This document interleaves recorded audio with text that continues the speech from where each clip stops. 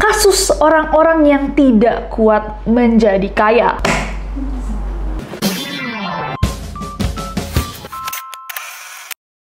Hey guys, it's Nessie. Apa kabar? Kalau misalkan belum subscribe, jangan lupa subscribe ke channel ini. Aku yakin kita semua mimpi jadi kaya. So tau banget. Aku dari kaya, Dangdang tes. punya uang Juta-juta. Aku ajak. Ya, dilanjut. Lanjut. Banyak banget orang yang bermimpi-mimpi untuk menjadi kaya dan terpuaskan secara finansial. Tapi guys, tahukah kalian bahwa ternyata banyak juga kasus orang-orang yang tidak kuat menjadi kaya. Kalau biasanya nih kita ngetawain para sultan dengan sobat-sobat Miss Queen cannot relate, hari ini kita kind of akan belajar ternyata semua itu memiliki kayak plus minus ya. Dan ternyata juga ada orang-orang yang tidak kuat menjadi kaya. Langsung aja, without any further ado, kita bahas bareng-bareng. Kita akan mulai dengan Viv Nicholson. Viv Nicholson ini guys adalah seorang wanita yang kehidupannya itu bisa dibilang kurang berkecukupan. Malah tidak berkecukupan ya. Dia pertama hamil waktu usianya baru 16 tahun dan dia punya 4 anak. Kalian sering denger gak sih? Banyak anak, banyak rezeki. Walaupun aku gak necessarily setuju, tapi at least ini bener untuk Viv. Jadi tahun 1961, suami keduanya Viv yang bernama Keith itu menang taruhan hasil perlombaan renang. Jumlah hadiahnya itu adalah 152.000 pound sterling, atau kalau misalkan di convert ini, itu sekarang tuh kayak value-nya segede 66 miliar rupiah. Ditanya dong para pemenang ini kayak, Viv sama suaminya, apa yang akan kalian lakukan dengan kemenangan kalian ini? Pasangan ini guys, dengan pede menjawab, spend, atau belanja gitu, kayak mau dikeluarin. Dan bener aja guys, 66 miliar rupiah semuanya dihabisin. Di tahun 1965, hanya 4 tahun setelah memenangkan uang itu, Keith meninggal dunia karena kecelakaan mobil. Gak lama setelahnya, Viv juga dinyatakan bangkrut sama kreditor. Viv lalu mengatakan bahwa dia nggak tahu apa yang dia harus lakukan. Dia bilang bahwa dia juga menyesal guys. Ternyata dengan uang yang banyak, dia tuh malah terasingkan dari teman-temannya, keluarganya, dan latar belakangnya. Walaupun ini mungkin shocking untuk banyak orang guys. Sebenarnya aku udah sering banget dengar kasus-kasus kayak gini. Aku juga dulu belajar pas kuliah, apalagi pas aku kuliah bisnis. Jadi mungkin nanti di akhir kita bisa ngobrol sedikit tentang uang. Tapi sedih banget nggak sih? Ternyata kekayaan itu bukanlah jawaban dari semua kegalauan. Gimana menurut kalian kasusnya Viv? Coba komen di bawah.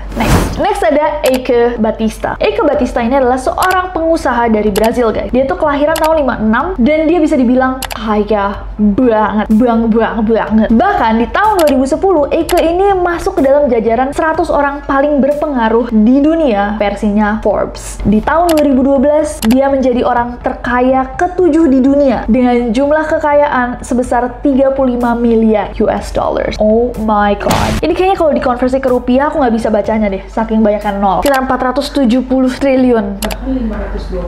520 triliun. Dolar lagi naik. Oke, nggak penting. Jadi ternyata Eike Batista ini emang udah kaya dari kecil karena bapaknya itu adalah mantan Menteri Pertambangan dan Energi Brazil di tahun 60-an, Eliezer Batista da Silva. Tapi guys, kalau kata orang simple, roda kehidupan terus berputar. 1 tahun nih, baru dia dinobatkan sebagai salah satu orang terkaya di dunia. Pada musim panas tahun 2013, kekayaannya itu tiba-tiba ngedrop guys, berkurang secara drastis hingga hanya tersisa 200 juta dolar. Hanya 3 triliun. Ya iya sih kalau misalkan dihitung dari sebelumnya tuh kayak gitu. Cuma kalau dihitung dari kita kayak kehidupan. Nggak sampai di situ aja. Di tahun 2014, tahun kemudian, karena anjloknya nilai saham perusahaannya, kekayaannya itu turun lagi guys, sampai jadi minus 1 miliar US dollars. Gimana dia dari 3 triliun sampai minus 1? Sebenarnya sangat mudah dijelaskan, tapi let's go on. Selain mengalami kebangkrutan, ternyata Eike ini juga terbukti guys melakukan beberapa tindak kriminal. Akhirnya dia ditangkap dan dijatuhi hukuman 30 tahun penjara karena dia menyuap gubernurnya Rio de Janeiro, Sergio Cabral. Gitu Tika. Cabral. Kenapa dia mau disuap? Paper mungkin. Dari 35 miliar US dollar sampai minus sampai nyuap orang, atau minus gara-gara nyuap orang. Intinya dia nggak kuat guys dengan pressure yang datang dengan kekayaan. Padahal bapaknya udah susah tuh ya mau mulai segalanya. Gimana menurut kalian kasus yang satu ini? Coba komen di bawah. Next. Next ada Patricia Kluge. Patricia Kluge ini adalah salah satu mantan istri dari seorang pengusaha sukses bernama John Werner Kluge. John, mantan suaminya, dikenal sebagai dermawan dan seorang pekerja keras. Gak heran, dia tuh sampai sempat guys jadi salah satu orang terkaya di Amerika Serikat. Di tahun 1990, Patricia ini divorce. Jadi dia bercerai sama John, dan dari perceraiannya itu, ya kalau kita bilangnya tuh harta gono gini. Dia mendapatkan Albemarle Estate yang terletak di Virginia. Di dalam Albemarle Estate ini ada sebuah rumah yang besar banget sampai memiliki 45 kamar tidur. Siapa yang bersihin? Nggak tahu, orang kaya nggak ngerti aku. Robot itu kali ya yang muter-muter sendiri. Nggak, Bardi. Oh nggak, Kurumi. Oh kalau orang kaya pakai Dyson. Oh, Dyson punya ya? Kayaknya ada. Tapi Bardi ada. Kayaknya ada. Iya, Aku yakin Kurumi sama Xiaomi punya. kayaknya ya, Xiaomi ya. Dyson ada. Ada kan? Enggak, dia yang berdiri. Yang robot? Oh, muter-muter sendiri ada nggak? Robot yang kalau nabrak tembok muter. Ada robot vakum. Ada kan robot vakum? Tuh kan? Dyson. Dan dia pasti nggak cuma punya satu. Enggak, dia di setiap lantai, di setiap kamar. 45 robotnya. Nah, Patricia abis cerai sama John, dia tuh nikah lagi. Dan di tahun 99, Patricia sama suami barunya ini membuka sebuah kebun anggur, ya vineyard, yang bernama Kluge Estate Winery. Dan kebun anggur ini menjadi kilang anggur yang sangat terkenal, guys. Konon mereka bisa menghasilkan anggur terenak, anggur terbaik di dunia. Untuk mengembangkan bisnisnya guys, akhirnya Patricia itu ngambil pinjaman sebesar 65 juta US dollars aja, sekitar 900 miliaran guys. Dan dia juga menggadaikan rumahnya. Tapi ternyata Patricia ini tidak bisa melunasi hutang-hutangnya. Di tahun 2008 dia menjual perkebunan anggurnya, sampai akhirnya di tahun 2011 dia dinyatakan bangkrut. Kebun yang dijual itu akhirnya dibeli sama temennya. Siapa temennya? Temennya orang kaya, Donald Trump. Tapi Donald Trump, kenapa dia bisa kaya? Karena dia beli barang-barang ternyata murah guys. Dia nggak mau. Dia beli vineyardnya Patricia ini dengan harga yang sangat murah. Sebuah kawasan yang nilainya 170 juta US dollars. Berapa Tika? 2,533 triliun rupiah dibayar 8,5 juta US dollar. Value kawasannya itu 170 juta. Donald Trump, teman yang baik hati, bayarnya 8,5 juta. Dan kebun ini sekarang dikenal dengan nama The Trump Winery. Ngeri. Kayaknya BU banget. Iyalah, BU banget. Iya, dia udah BU banget. Dia waktu masukin di rumah.com ada tulisan BU dalam jual cepat bisa nego. Nego tipis. Enggak bisa nego tanpa perantara. Dikirim grup WhatsApp kan? Dijual dalam kurung jual cepat tanpa perantara. Gila ya, maksudnya dia mencoba untuk mengembangkan bisnisnya juga. Makanya dia minjem uang untuk membesarkan bisnisnya. Dan biasanya dalam textbook emang itu yang mestinya kamu lakukan. Kayak orang kaya itu biasanya lebih kaya lagi dengan menggunakan uang orang lain kan untuk mengembangkan bisnisnya. Tapi itu ternyata resikonya juga besar sekali ya guys. Tidak semudah membalikan telapak tangan. Gimana menurut kalian kasusnya Patricia? Gimana di bawah? Next ada Maureen O'Connor. Maureen O'Connor ini adalah seorang penduduk asli dari San Diego, California. Dari tahun 1986 sampai 1992, dia ini menjadi wali kota wanita pertama di San Diego. Dia juga memiliki seorang suami yang bernama Robert O. Peterson, seorang pendiri restoran cepat saji Jack in the Box. Nah, di tahun 1994, Robert ini meninggal dunia, guys. Dan sejak suaminya ini meninggal, Maureen ini jadi kecanduan judi. Sampai di poin dimana dia menyalahgunakan 2 juta dolar atau 30 miliar rupiah dari yayasan amal milik suaminya. Untuk apa? Buat dia main video poker. Oh my god. Dia juga mencairkan semua tabungannya. Dia juga mengambil hipotek dari rumah keduanya dan ketiganya. Selama 9 tahun dia berjudi, Maureen ini kehilangan lebih dari 13 juta US dollars. 193 miliar rupiah. Ya ampun.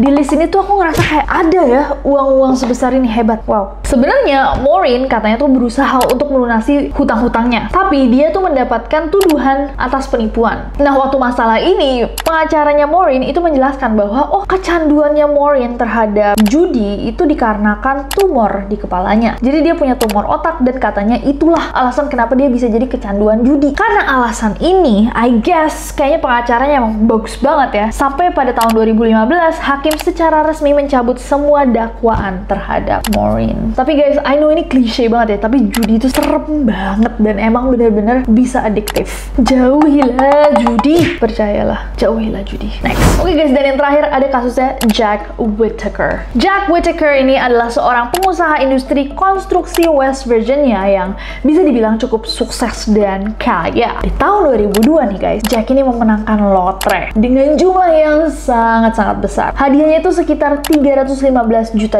US dollars atau lebih dari 4,6 triliun rupiah. Nah, setelah mendapatkan uang dari lotre ini guys, uang yang super banyak ini, dia tuh memberikan 10%-nya untuk yayasan amal. Dia juga mendirikan Jack Whittaker Foundation dan mendistribusikan makanan dan pakaian kepada orang-orang yang membutuhkan di pedesaan di Virginia Barat. Berarti dia tuh sebenarnya jiwanya baik ya. Bahkan di tempat dia beli lotre guys, kan kalian bisa beli kayak kartu-kartu lotre itu kan, orang yang jual itu dia kasih hadiah juga. Ditambah dia juga melempar segenggam uang tunai dari mobil sport barunya di lingkungan sekitar. Piu gitu ya. Dan melimpahkan sebagian uangnya ke cucunya bernama Brandy yang masih remaja. Jadi kalau misalkan kalian pikir-pikir nih, dia udah melakukan kayak hal yang baik-baik lah dengan uang besar yang didapatkannya. Tapi nggak lama setelah itu ternyata kehidupannya juga mulai berubah. Di tahun 2003 seseorang mencuri lebih dari 500.000 US dollar atau sekitar 7,4 miliar rupiah yang dia tinggalkan di mobilnya yang dia parkir di sebuah klub. Ya udah aneh. Ninggalin 7,4 miliar dalam mobil. Dia punya 7,4 miliar cash aja aku bingung. Oke, selanjutnya di tahun 2004, pacarnya Brandy yang berusia 18 tahun ditemukan tidak bernyawa di rumahnya Jack. Berapa tahun setelahnya, Brandy juga ditemukan dalam kondisi yang sudah tidak bernyawa di sebuah properti milik temannya. Si cucunya ya, pacarnya cucunya juga. Oh my god. Brandy ini diketahui mengonsumsi obat-obatan terlarang, tapi nggak bisa dijelaskan juga apa penyebab Brandy bisa kehilangan nyawanya. Jack lalu bermasalah dengan perjudian, rumahnya yang nggak diasuransikan itu terbakar habis. Dan di tahun 2020, Jack meninggal dunia karena penyakit yang udah lama dideritanya. Apa pelajaran yang kita dapatkan dari video kali ini guys? Ternyata banyak harta belum tentu banyak rezeki. With great power comes great responsibility. Aku tuh percaya dari dulu tuh aku dibilangin bahwa segala hal yang instan, yang fondasinya itu nggak kuat, itu gampang runtuh. Itu juga perihal uang guys. Kalau misalkan kita nggak ngerti gimana caranya step by step untuk sampai ke level dimana kita bisa earn. Maaf kalau misalkan ini terlalu teknis, terlalu kayak aman sini ini kayak gitu. Kalau misalkan aku terlalu technical, terlalu business school, skip aja nggak apa-apa. Tapi aku bilangin bahwa kalau kalian nggak tahu gimana caranya earning step by step untuk sampai ke satu level, sulit sekali untuk maintain level itu karena kalian nggak tahu gimana cara sampai di situ. Yang tahu aja banyak yang jatuh, apalagi yang tiba-tiba dikasih uang. Ada yang bilang gini, jadi kalau misalkan kalian sekolah bisnis, sering banget kita dikasih tahu quote yang satu ini. Nggak tahu kalau misalkan di sekolah-sekolah kalian juga sama atau enggak. Tapi kalau misalkan kalian kasih 500 juta ke seorang pengusaha, jadi kalian ambil semua hartanya, kalian kasih 500 juta, dan kalian kasih orang yang nggak pernah kerja 500 juta yang sama. Hanya dalam beberapa waktu, orang yang tadinya nggak punya apa-apa itu akan kembali nggak punya apa-apa. Orang yang sudah bekerja atau punya di level 500 juta itu akan jauh lebih kaya atau mendouble-doublekan modal yang tadi dikasih. Secara prinsip sebenarnya sesimpel kayak semua yang instan itu rentan. Instan rentan. Dan sebenarnya kalau misalkan ngomongin uang, aset, dan segala macam itu cukup kompleks, tapi penting banget untuk mengenal psikologinya uang. Kalau misalkan kalian belum pernah baca, I know it's a boring book, tapi baca buku The Psychology of Money ini salah satu buku yang kayak penting banget untuk membangun relationship atau hubungan yang sehat gitu dengan uang. Tapi kalau misalkan dari kasus-kasus yang tadi kita bahas guys, mana kasus yang paling menurut kalian kayak ih seram banget ini? Coba komen di bawah, atau yang paling shocking gitu, atau kalian tahu nih orang-orang di sekitar kalian yang pernah melalui hal yang sama, yang tadinya kaya banget tapi ternyata pressure kekayaan itu tidak mampu mereka handle. Boleh banget diceritain di bawah, karena kayak menurut aku kasus-kasus kayak gini tuh bikin kita belajar belajar banyak banget. Especially aku tuh rasa aku belajar banyak banget dari konten hari ini. Apakah kalian sama? Gimana pendapat kalian tentang uang? Gimana cara kalian saving? Atau gimana cara kalian menghargai dan memiliki hubungan yang sehat dengan uang, dengan harta? Boleh banget diceritain di bawah guys, biar kita saling belajar, saling sharing. Macam seminar lah kita ini. Dan komen di bawah as always ide-ide buat video-video selanjutnya yang seminar ini seru juga ya, kayak belajar bareng-bareng. Belajar bersama Nesi. Oke, jangan lupa subscribe karena aku gak sabar buat ketemu kalian lagi. Bye bye.